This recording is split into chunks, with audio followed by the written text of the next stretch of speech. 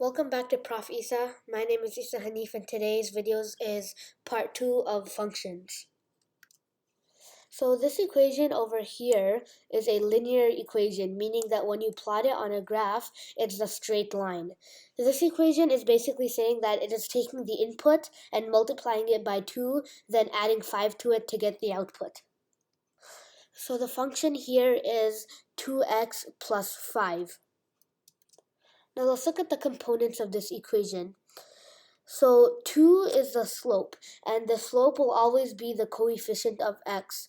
In this function, the slope is 2. So it is called the slope because of because it is called slope because the incline of your graphed line will change depending on the slope. So basically, the slope is the number that describes the steepness of your graphed line. Now that we know what that is, we're going to go to the 5. The 5 is the y-intercept, so the way you can tell that it's a y-intercept is that in an equation it will be the number without a variable.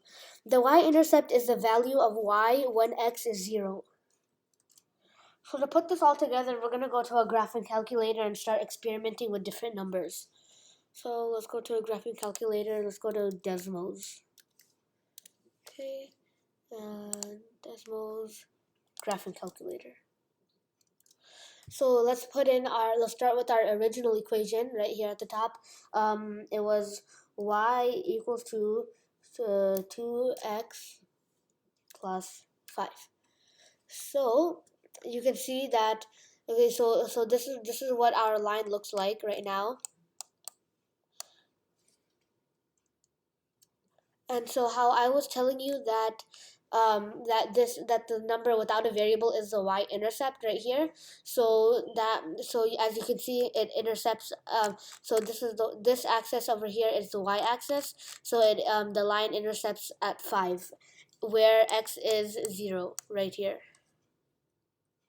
So remember what I was saying about the slope? The slope is the number that describes the steepness of the graph. So remember, okay, so the slope is 2, right? So if we change that, let's change that to 3. Okay, how about 8? So you can see, so the higher the number, the steeper the graph is getting. So it started at 2. This is what the graph looked like at when the slope was 2. Let's change it to 3, like I said. Okay, so 3. It's a little bit steeper. And then let's change it to 4. You can see if you look at the bottom here, it's getting this part keeps getting closer to -1, and it's getting a lot more steep. So then let's do 7. That's steeper, and then 9. 9 is really steep. So if we go back to 2. So remember what I said? I said that the higher the number, the steeper it's getting. So how about let's decrease the number and see what happens. So let's make that 1. See, it becomes a lot less steep. But what if we make it 0? 0 makes it completely flat. It means that it has no slope. So now let's start increasing the slope very lightly, or very little bit. So if you go to 0.1, you can see it increased tiny bit. 0.2, it increased a little bit more. Then 0.3, a little bit more. Then if we go to let's go all the way up to 0.9. Okay, so 0.9 has increased.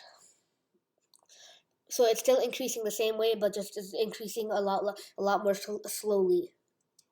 So we've messed around with the slope a little bit. Let's see what happens if we check on the y-intercept. So let's see. Okay, so if I change the y-intercept to 3, what do you think will happen? You think it'll go right here, right? You are correct. So since I changed it to 3, the line just will intercept the line intercepts the y-axis at 3 when x is 0. So let's change it to 8. So all the way up here. So you can kind of see how that is working, right? So let's keep and just bring it up, then you can bring it down. You kind of see now. It kind of gives you a good visual of how this works, right? So now that we have a good visual of how this works, let's go back to our function right here. So I have another graph right here. This graph is already, sorry, this this equation is already graphed right here. I have this equation graphed. See, like just like we did in Desmos, the y-intercept is 5, and the slope will be 2. So one thing that I want to tell you is that this function is the same as this graph. Yeah, so what you should know is this function is the same as the graph. This graph is just the function in graphical form. And this table that I have here, I haven't really shown the table, but this table is the function in table form, right? So basically, so this table is just showing different inputs that will get your different outputs. And this table is the same thing as the graph, and the graph is the function, and the function same thing as the table. So all three of them are the same. So now that you have a good understanding about the big picture, about what slope is and how the function and how the slope contributes to the function and stuff, I'm gonna start talking about the details. So now we're gonna talk about how you can find the slope. So let's talk about how to find the slope. So slope is basically change in y over change in x. So what that means is what that means is the difference in y from your 2 points to the difference in x with your 2 points. So I'm going to explain that a little better. That was not a good explanation. So basically what you need to do is you want to pick two points on your graph, on your line. You want to pick 2 points. So I'm going to pick this point, input 1, output 7, and this point, input 2, output 9. So let's just write the coordinates for our 2 points that we chose. So I just wrote down my coordinate points. So basically, I'll explain what a coordinate point is. So a coordinate point. This is the coordinate point for this point, right? The input is 1, the output is 7. So basically, when you write a coordinate point, the x goes first and the y. So you write x, you write what x is, and then you write comma, and then you write what y is. Okay, so x is 1 up here, and then y is 7. So now that we have our 2 points and the coordinate points, we're going to label them. We're going to label each point x1, y1. So I'll show you what it looks like. Okay, so this is how they're written, x1, y1. So you just write x and then with the little one here, and then you can put the y with the little one here. So I actually labeled these incorrectly. Give me 1 second. Okay, so now these are labeled correctly. So for one of the points, you're going to label them x1, y1, just like x and y, but in front of them, there's going to be like this little 1. And then for the other coordinate, you're going to do x2 and y2, just like a little 2, just like in front. So remember what I said? I said slope is change in y over change in x. So you're gonna go from you'll go from here. So 9 is the y, right? And 7 is the y for this one. So since it's change in y, you're actually gonna do 9 minus 7, which is 2. So it's 2. So I'll just mark that down 2, and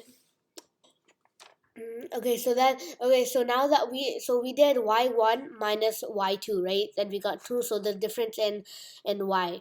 And so now if we're gonna go do x, it's 2 minus 1. So remember when we did the y's, we did y1 minus y2. So that means that you have to do x1 minus y2. You can't go and do x2 minus y1. If you can't switch them, you have to do both of them the same way.